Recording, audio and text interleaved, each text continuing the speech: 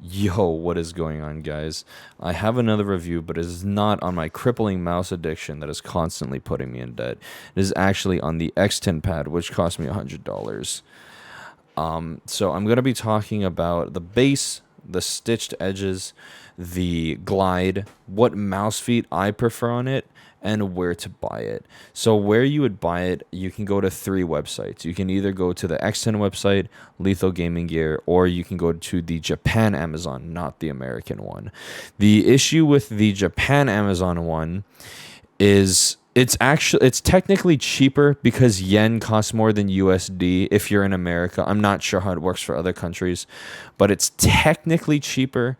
But the only issue is on the other pads that they only offer their smallest size in their speedier pads, which is 340 by 280, which is an awful size. You're not an office worker in a cubicle. You're a fucking gamer. And us gamers only deserve big ass mouse pads. You are able to get the control one that I have in their biggest size, which is 460 by 400. But it is easier to get it shipped to you from Lethal, which is where I bought mine from, and which is where I would recommend everyone else buy it. It's a much easier process. It ships to you much faster. You just have to wait for Lethal to restock it. I bought this on the second batch. I didn't buy it on the first one I was debating, and then on the second batch, I managed to buy one, and they sell out really fast. Ever since that second batch, the third restock sold out in a couple of hours. So you do have to either follow their Twitter or have email notifications on for them. And then their website just isn't very easy to navigate. It's not as easy as Artisan, where you can just, go through the columns and it's like FX series and you just pick anyone from there. But in terms of the stitched edging, there is none. It's pretty hard to notice that unless you're blind or just not watching. But there is no stitch edging. And there's only one issue, but it is a pretty big issue that comes with it. If you'll notice, whenever I do this, my sleeve goes up. And the issue that comes with that is vertical tracking with aim training or with, people jumping over and you're tracking them over. It's very difficult to do that when you have more friction than you normally would. So I had to actually stop wearing my arm sleeve on this pad just for that reason alone. But it really isn't that big of a deal. So now I just kind of like, when this happens, I can micro adjust. I just pull my shoulder back a little bit if it's, really an aggressive micro adjust. But in terms of the glide is super, super consistent. There is no X and Y difference on anywhere on the pad. And I've been using this for about 2 months, and it has held up perfectly. It is basically like day one. There's literally no dust that I can even get off of it because I'm unaware if it is dust proof, but I have not collected a single piece of dust on here. There's been couple pieces of hair, but it's not as bad as the Zero. I've heard that the Zero, it's really difficult to get hair out, but on this pad, you just pick it up and throw it away or just wipe it off. But in terms of what mouse feet are good, I have 3 examples here. There is stock, there is Tiger Ice feet, and then court pads. And for my preference, it is from worst to best. So in terms of stock feet, it just doesn't feel like anything special. It feels like a normal cloth pad. It could feel like a QCK for all I fucking know in terms of stock feet. With Tiger Ice feet, it definitely feels like a more speedy experience.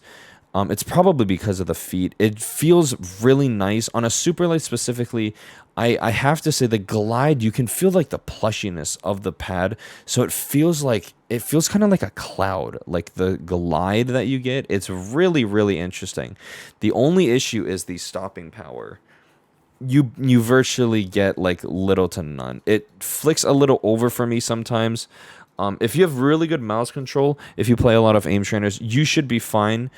It just took a very long time for me to adjust to it because I am more of a control player. So using a light mouse with fast mouse feet definitely was a curveball at me. I did not expect it to be that much faster. However, the GOAT, the king of all mouse feet, core pads, my favorite ones, feel so perfect. They feel like they were made for this pad. The glide is smooth. It's not as cloudy feeling as the Tiger Ice Feet, but it feels really nice. It feels just very smooth. But the stopping power, it just stops right where all the speed leaves. It is so perfect. It feels very nice. So in terms of like, if you want the best experience, definitely go with core pads. If you're a speedier player, I would use Tiger Ice Feet if you don't prefer a whole lot of friction. And if you absolutely hate yourself, stick with mouse feet for the rest of your life. But that's pretty much it. Oh, the base. I forgot about the base. So the base does not move. Even though it caused me all that friction, if you notice, the pad still stays in place on top of another mouse pad, which is very rare for me because I always use two mouse pads, one for my keyboard arm and one for my mouse end. But I have had so many times where my hand is like diagonal because I'm moving my arm or something. Even with a compression sleeve, it still managed to move on top of my other mouse pads. My Shinnekai not so much, but this thing, unless I'm going to lift it up physically like this thing has stayed exactly the same position as when I put it there. And it's amazing. In terms of longevity, I am very certain that this could last you at like the same time as an artisan pad. And it is humidity resistant also. I know Boardsy said that in his video, which was very interesting. I've never had an issue with humidity, mainly because I do that research before I buy a mouse pad. But it's an amazing pad. This super small logo, I've never ever reached over here, but it is above the stitching, but it doesn't affect the glide, which is super weird. I didn't know that could even happen. But is this pad worth $100? I would kind of have to say no, especially when places like Litho, Agile Cables, they're stocking artisans now that you can pre-order.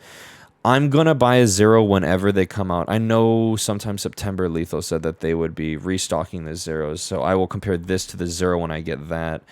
But right now, this is kind of the best control pad that you can buy, consistently speaking, because for some reason, XTEN has been able to constantly stock Litho more than Artisan can. But that's pretty much it for the video. I will do a video on this little beauty right here. This is my custom keyboard that I bought off of KBD Fans, and I will do a sound test when I drop that video for all of you perverts that love ASMR sound tests. But that is pretty much all I have to talk about the mouse pad and everything, and I hope you guys have a great day, and I'll see you in the next upload. Peace.